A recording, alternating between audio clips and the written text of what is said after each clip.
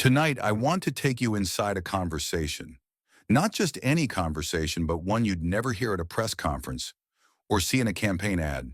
One that breathes, one that hurts, one that asks the questions we're usually too afraid to say out loud. Because tonight, the daughter of a movement, Karoline Leavitt, speaks not as a candidate, not as a spokesperson, not even as a Republican, but as a person. And what she reveals may surprise you. Emily leans forward, her voice soft but direct. Caroline, when you see the protests, the ones that fill the streets with anger and chants and signs aimed at your mentor, Donald Trump, what goes through your mind? What do you feel when it's not just politics but personal? Caroline's eyes shift, not in evasion, but as if searching her own memory. It's complicated. I know people expect a rehearsed answer, some clean, polished defense of everything he's done. But honestly, there are nights I watch the crowds on the news and I feel torn. Not because I doubt what I believe in, but because I'm watching a nation that's screaming, and I'm wondering if we're even speaking the same language anymore. They see a tyrant. I see a man who gave me my first shot. They chant no justice, no peace, and I hear an entire country crying out, not just against him, but against everything they believe he stands for. And I find myself caught between those voices and my own. Emily nods gently. Do you remember the first time it felt real? Not just a headline or a tweet, but something that made you stop and feel the weight of it all? Caroline breathes in slowly. I remember it vividly. It was the night of the indictment protests. I was in my apartment in D.C., trying to wind down after a long day. I made the mistake of checking Twitter, and there it was, a live video. Thousands of people outside the courthouse, holding up signs, shouting things like, "Lock him up," "Threat to democracy." Some of them had my name on their posters too, and in that moment it didn't feel political. It felt like they were yelling straight at me. I felt like a symbol, not a person, and I remember thinking, do they know I'm still just trying to figure all this out? Emily's voice softens even further. Was there a part of you that wanted to speak out right then, to defend him? Caroline smiles faintly, a tired kind of smile. Every part of me did. At first, it's instinctual, especially when you know someone in a way the public never will. I wanted to remind them of the man who called me when my grandfather passed away, who once spent an hour helping me fix a speech line by line because he said my voice deserved to be sharp.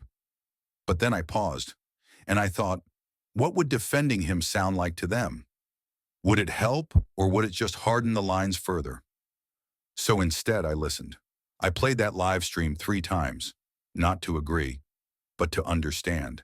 Because if I stop listening, if I only stay in my side's echo chamber, then I'm not serving anyone, not even myself.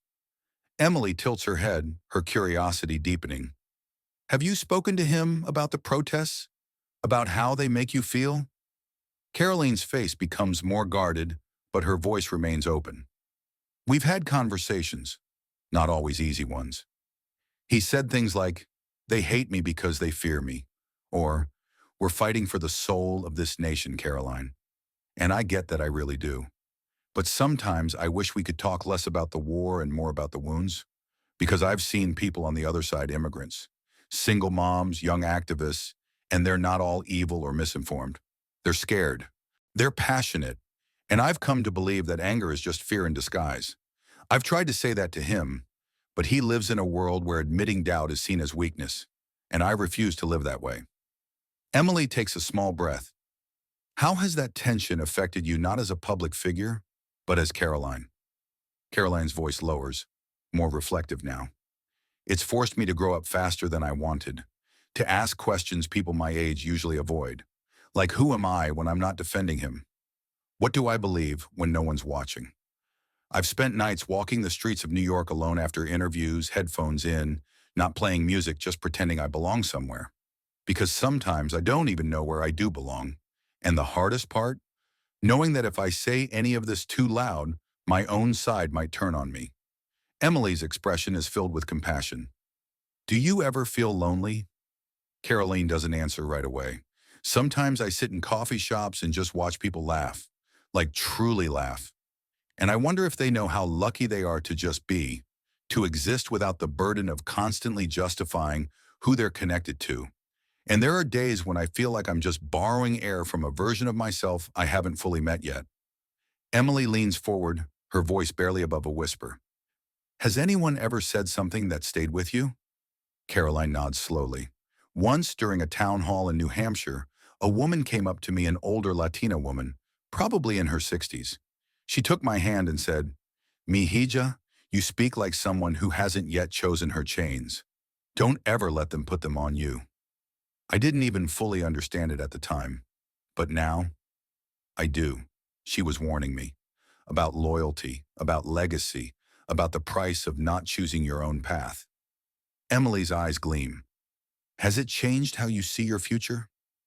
Caroline's voice is steady now, completely. I used to think my path was pre-written to be the future of the movement, the next torchbearer. But now I know that torches burn whoever carries them too long, without rest. I want to lead, yes, but not as someone else's echo.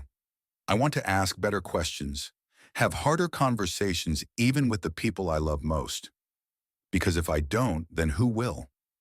Emily nods slowly, then asks the final, most intimate question. If you could say one thing, just one, to the people protesting in the streets, what would it be? Caroline looks into the camera, and for the first time all night, her voice doesn't waver. I'd say I see your fire. I respect your pain. And I know that my last name, my affiliations, they make it hard for you to trust me, but give me a chance to earn it. I'm not just someone's spokesperson. I'm a young woman trying to hold space for truth in a world drowning in slogans. And maybe one day, we'll meet not as enemies of ideology, but as allies in dignity. Emily exhales gently. And if you could say just one thing to Donald Trump himself?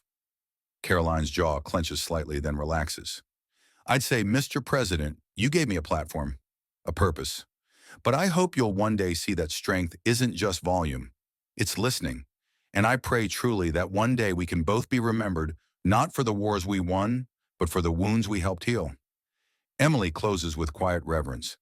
Caroline, thank you for your honesty, your courage, and your voice. As the lights dim in the studio, a silence falls, not empty, but full.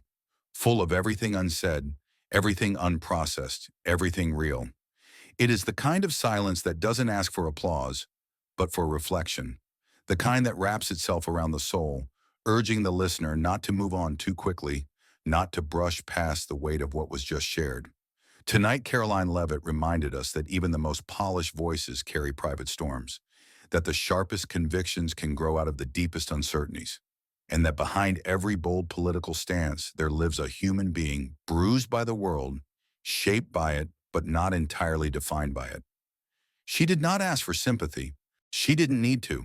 What she gave us instead was something far more difficult: truth without pretense.